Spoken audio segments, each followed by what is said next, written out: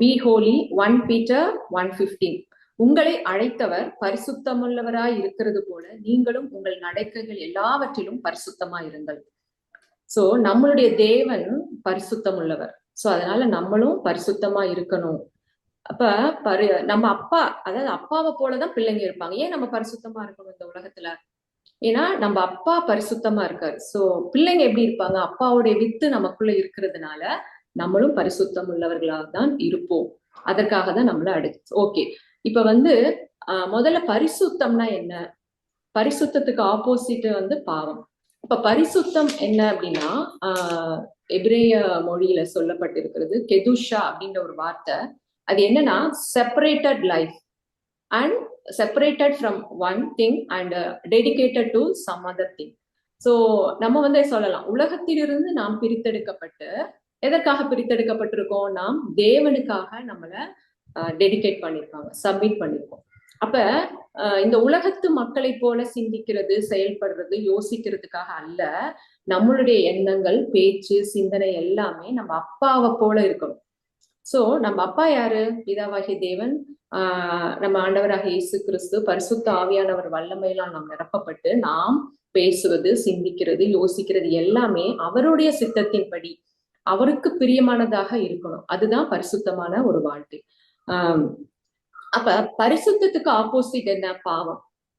பாவம் என்பது என்றால், பாவம் அப்படின்னா இன்னைக்கு நம்மளுடைய தாட்ல உடனே வர்றது திருடுறது, பொய் சொல்றது, விபச்சாரம், வேசித்தனம், இந்த மாதிரியான ஒரு குற்ற செயல்கள். ஓகே, இது பாவத்தின் விளைவு.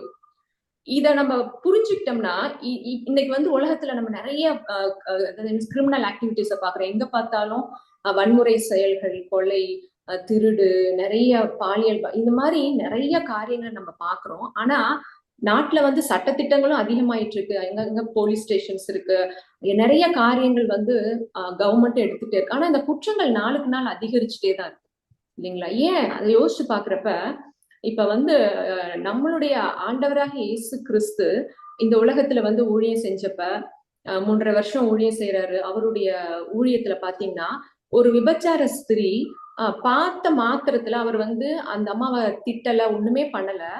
இனி பாவம் செய்யாத போ அப்படின்றார். உடனே அந்த அம்மா தன் பாவத்தை உணர்ந்து அழுது அவங்க வாழ்க்கை மாறுது. அதே போலதான் சகேயும். அவரும் சகேயும் பாத்தீங்கன்னா ஒரு வட்டி கொடுத்து ஒரு தவறான ஒரு வாழ்க்கை வாழ்ந்தவர். ஏசப்பா அங்க போயிட்டு ஒரே வார்த்தை தான் சொல்றாரு, இன்னைக்கு நம்ம வீட்டுல தங்கணும் அப்படின்றார். எப்படிங்க இந்த மாற்றம் நடந்தது? அப்ப கிறிஸ்துவுக்குள், இயேசுவுக்குள் இருந்த அந்த அன்பு, அந்த கிருபை ஒரு மனிதனை மாற்றக்கூடியதா இருந்தது. இன்னைக்கு உலகத்துக்காரங்களுக்கு இது தெரியாது. அப்ப பாவம் பெருகி இருக்குன்னு சொல்றோம். ஆனா ஆண்டவரை அறிந்த நாமம் கூட இன்றைக்கு சபைகள்லயும் அல்லது நம்ம குடும்பங்களையும் விசுவாசிகள் மத்தியிலையும் பாவத்தை மாற்றுவதற்கு தண்டனைகளையும் நியாயப்பிரமாணத்தையும் பேசும் பொழுது அங்கு முற்றிலுமாக பாவம் நீக்கப்பட முடியல. இப்ப ஒரு மனிதன் குடிக்கிறான் அப்படின்னு சொன்னா அந்த குடிய நம்ம என்ன நினைக்கிறோம்? பரிசுத்தமாக குடிக்காதுன்னு சொன்னா ஒரு மனுஷன் கண்ட்ரோல் பண்றான், தன்னை சுய முயற்சியில அந்த குடிய விட்டாலும் அதுல இருந்து முழுமையா விடுதலை பெற முடியல. அப்ப அந்த முழுமையான விடுதலை எது கொடுக்குது அப்படின்னா தேவனுடைய அன்பு, அவரை குறித்து அறிகிற அறிவு. இன்றைக்கு பாவம் எல்லாம் பெருகி போனதுக்கு காரணம் அவரை அறிகிற அறிவு இல்லாததுனாலதான். என் ஜனங்கள் அறிவில்லாமையால் சங்காரமாகிறார்கள். ஆண்டவராக இயேசு கிறிஸ்து இந்த உலகத்துல இருக்கிறப்ப யோவான் 16 சொல்ற பாருங்களேன், சத்தியாவியானவர் வரும் பொழுது உங்கள் பாவத்தை குறித்தும் நீதியை குறித்தும் நியாய தீர்ப்பை குறித்தும் கண்டித்து உணர்த்துவார் அப்படின்னு சொல்லப்பட்டிருக்கு. அப்ப பாவத்தை குறித்துன்னு சொல்றப்ப என்ன சொல்றாருன்னா, நீங்கள் என்னை விசுவாசியாதபடியினால் பாவத்தை குறித்து கண்டித்து உணர்த்துவார் அப்படின்றார். அப்ப இங்க என்ன பாவம் பாருங்க, அவரை விசுவாசியாமல் இருக்கிறது தான் பாவம். அந்த விசுவாச குறைவுதான் இந்த மாதிரியான சின்ஃபுல் ஆக்டிவிட்டிஸ ஒரு மனுஷனுக்குள்ள கொண்டு வருது. அப்ப விசுவாசம் எப்படி வரும்? அவரை குறித்து அறிகிற அறிவு. தேவன் எவ்வளவு அன்புள்ளவர், நம்ம மேல எவ்வளவு பிரியமா இருக்கிறாரு, நம்ம மேல எவ்வளவு நேச வைராக்கியம் கொண்டுள்ளார், நம்மளை தேடி வந்தவர், நமக்காக அடிக்கப்பட்டு ரத்தம் சிந்தி மரணத்தை ருசி பார்த்து உயிரோடு எழுந்து அவருடைய ஆவி, ரத்தம், ஜீவன் எல்லாவற்றையும் கொடுத்து நம்மை, அதாவது இருளின் அதிகாரத்திலிருந்து நம்மளை முற்றிலுமாய் விடுதலையாக்கி அவருடைய ராஜ்யத்திற்கு உட்படுத்தப்பட்டிருக்கிறோம். அப்ப அநேக நேரங்கள்ல கிறிஸ்துவுக்குள் நாம் யார், நமக்கும் கிறிஸ்துவுக்கும் உள்ள உறவு என்ன, நமக்கு எப்படிப்பட்ட அதிகாரம் வல்லமை கொடுக்கப்பட்டிருக்கிறது, நம்மள எவ்வளவு பிரியமா இருக்கிறாரு, இந்த குறித்தெல்லாம் அறிகிற அறிவு இல்லாததுனாலதான் மனுஷன் வந்து பாவத்துக்குள்ள விழுகிறோம். ரோமர் 6 கூட சொல்றாரு இல்லைங்களா, நீங்கள் நியாயப்பிரமாணத்திற்கு உட்பட்டிராமல் கிருபைக்கு கீழ்ப்பட்டிருக்கிறபடினால் பாவம் உங்களை மேற்கொள்ள முடியாதுன்றார். It cannot overcome. அப்ப என்ன, அப்ப இன்னைக்கு ஒரு பக்கம் பாவம் பெருகிட்டு இருக்கு, ஆனா இந்த இடத்துல சொல்றது பாவம் உங்களை மேற்கொள்ள முடியாது அப்படின்றார்.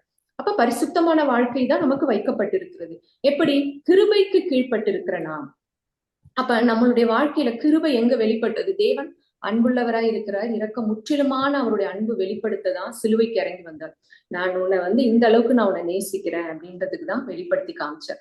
அப்ப அந்த சிலுவையின் அன்பு, கிறிஸ்துவின் அன்பு ஒரு மனிதனை நிரப்ப நிரப்ப நிரப்ப அவன் கிறிஸ்துவை போல மாறுகிறான். அந்த இடத்துல பாவம் நீங்கி பரிசுத்தம் உண்டாகிறது. அப்ப இன்னைக்கு நம்ம அதிகமா யோசிக்க வேண்டியது, பேச வேண்டியது என்ன அப்படின்னா, கிறிஸ்துவை பற்றி. அதான் அப்போஸ்தலனாகிய பவுல் சொல்றாரு, எந்த மனிதனையும் கிறிஸ்துவுக்குள் தேறினவனாக மாற்ற அவரையே நாங்கள் பிரசங்கிக்கிறோம். அப்ப இன்றைக்கு பிரசங்கங்கள் கூட ஆதி அப்போஸ்தலர்கள் வந்து நிறைய வந்து கிறிஸ்துவின் பிறப்பு, மரணம், அவருடைய உயிர்த்தெழுதலை குறித்து சாட்சி கொடுத்துட்டே இருந்தாங்க. அவங்களுடைய மெயின் உபதேசம் வந்து சிலுவையில் அறையப்பட்ட கிறிஸ்து, அதன் மூலம் உண்டான வெளிப்பட்ட அன்பு, உயிர்த்தெழுந்த வல்லமை, இதை பற்றியே பேசும் பொழுது ஒரு மனிதனுக்குள்ள ஒரு மாற்றத்தை கொண்டு வரும். நியாயப்பிரமாணத்தை, கட்டளைகளை, தண்டனைகளை இதை செஞ்சனா நீ இப்படி கடவுளோட பனிஷ்மெண்ட் பண்ணுவாரு, இப்படி போயிடுவ அப்படின்றப்ப அவனுக்குள்ள ஒரு பயம் வருதே ஒழிய அந்த பாவத்திலிருந்து முழுமையான விடுதலை இல்லை. ஆனா புதிய உடன்படிக்கைக்கு உட்பட்டிருக்கிற நாம் கிறிஸ்துவின் அன்பையும் சிலுவையின் விலைக்கரத்தையும் அங்கு வெளிப்பட்ட மன்னிப்பையும் இரக்கத்தையும் நாம் ஆழமாய் யோசித்து அவருடைய அன்பில் நாம் பெருகும் பொழுது நிச்சயமாக நம்மை பாவம் மேற்கொள்ள முடியாது. இதுதான் சத்தியம்.